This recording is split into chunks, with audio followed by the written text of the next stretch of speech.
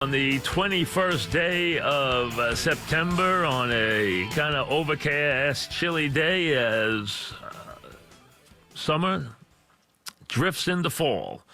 So that summer that we all were waiting for has come and gone, as it usually does very quickly.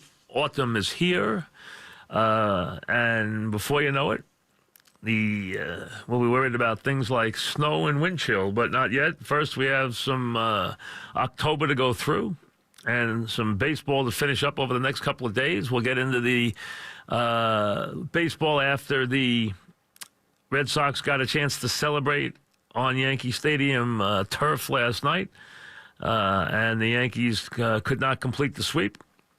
That will be part of the program, obviously, as the last 10 days will be about whether or not the Yankees can hold off the A's, who are knocking on the door to get the home field for that wild card.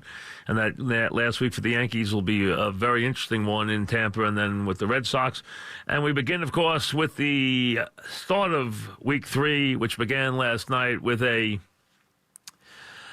tough second half performance from the Jets and their young quarterback, as Cleveland finally got to celebrate a win. I mean, enough with the celebration. I mean, that kind of win to me just draws attention to how inept you've been. But hey, be that as it may, let the good folks in Cleveland have their fun and let them dream about their new team and their new quarterback. And they can do that for a couple of days and have a little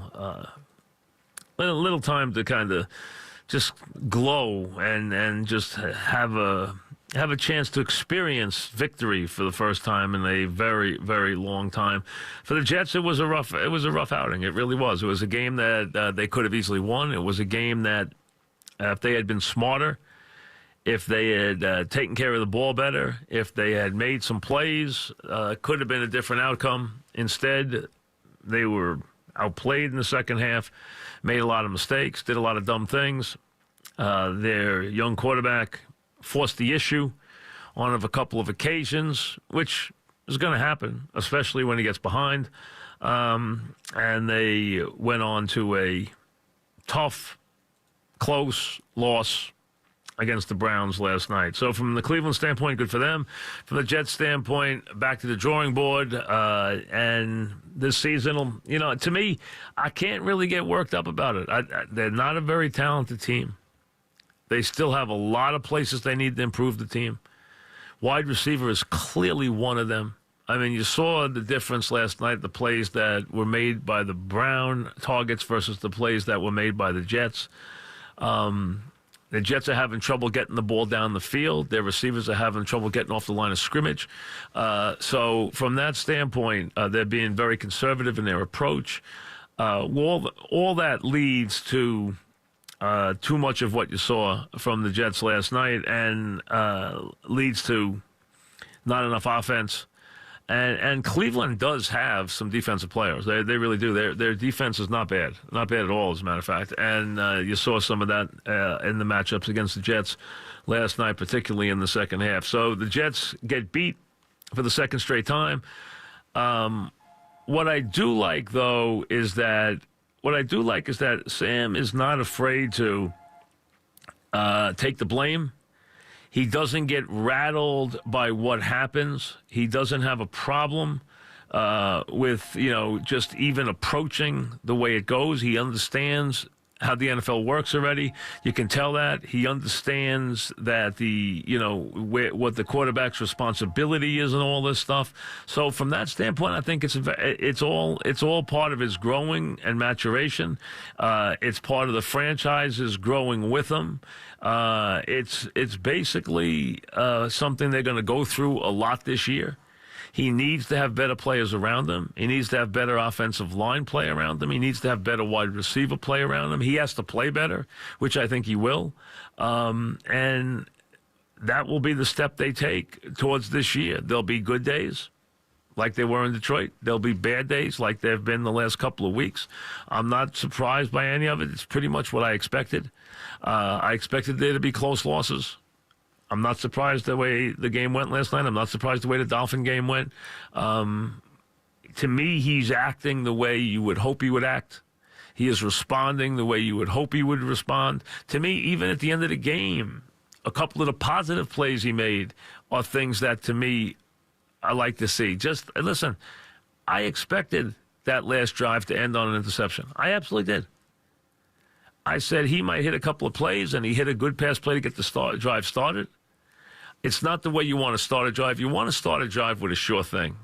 That's the drive starter. That play's too tough a play for a drive starter. It worked, but that's not your typical drive starter. The drive starter is the play that just gets you going, and it's the little dink, little ball in the flat that just gets the drive going. Just get people feet moving, just get everybody moving, and everybody at the right tempo. That's the drive starter. But those drives with young quarterbacks usually end in him trying to force the issue. Getting the ball back as they did again at the end of the game after the punt. Again, that one, you're throwing that up the only place he can to the sideline. They know it's going to the sideline. It's probably going to get intercepted. That's not, again, those are not big deals. You're not protecting, you're not trying to protect your statistics there. Go out and play the game. Don't worry about those plays. I mean, they mean nothing to me. They really do. There's some plays in the game that he's got to be better at. There's some things that he has got to be careful of. Late middle stuff, you got to be, he's got to realize when you can and when you can't. He's got to realize late middle after you don't know where all the pieces on the board are anymore. After you've tried to get away from a rush and after you've rolled and now you stop and now you're going to throw back across into the middle of the field. That is a license to get burned almost every time because you don't know where the pieces are anymore. You don't know where the defenders are. The guy you thought you knew where he was, he's not there anymore. You missed this guy because you couldn't see him. So those plays are the ones you don't really want. You don't want young quarterbacks stopping and throwing back across their body into the middle of the field. Those are usually a license for trouble. That's all there is to it. But you see some... in each drive, I see some promise. I see a third down play that he makes on the sideline. That's a good positive throw and play. I see him a drive starter make a play here and there, and that's all you're looking for is growth. But a couple of times, especially early in his arrival, and Mayfield got very lucky because his first drive could have ended in utter disaster. He threw a ball way behind the receiver that they made a great catch on. And then he fumbled the ball on the next snap, and luckily his own lineman picks the ball up. I mean, the ball bounced right to his lineman. I mean, that could have ended in utter disaster right from the start. That's what happens. Sometimes the ball bounces the right way. After that, he made some good throws. But Jets may have gotten a little tired last night. Might have got a little worn down. They were on the field a lot. So be it. So to me, where the Jets are, I don't have any issue with where they are right now. They're not a complete team. They're just not. They don't have a lot of playmakers. They don't have a lot of pieces. They need a lot of help. They have some good young players. I mean, Adams is a very good young player. You'd like to get the other safety back. He hasn't played yet this year. They still need an edge rusher. They still need an anchor on the defensive line. On the offensive line. They need an edge rusher. And you got to make a decision about Williams, who I would not pay a lot of money to. You need an edge rusher. They need a real big anchor to the offensive line, and they need a big time wide receiver. Those are automatics, and they have the money to get them. That's all there is to it. And that means, listen, you don't have to run and chase somebody who somebody's dumping in season. They can wait to get this next year. So don't overpay to get Bell. If he's thrown out there, don't take I heard people saying, well, why don't they get Gordon? You don't want to bring Gordon into the Jets. He'll be a disaster. The Pats can barely tolerate him, and their culture's a completely different one. See, he can't corrode the Pats' culture. It cannot be corroded. He could destroy another team that's trying to develop a culture. So you don't bring a guy like that into a culture you're trying to build. Bring him into the Pats. They're completely immune to that stuff. All they'll do is discard him.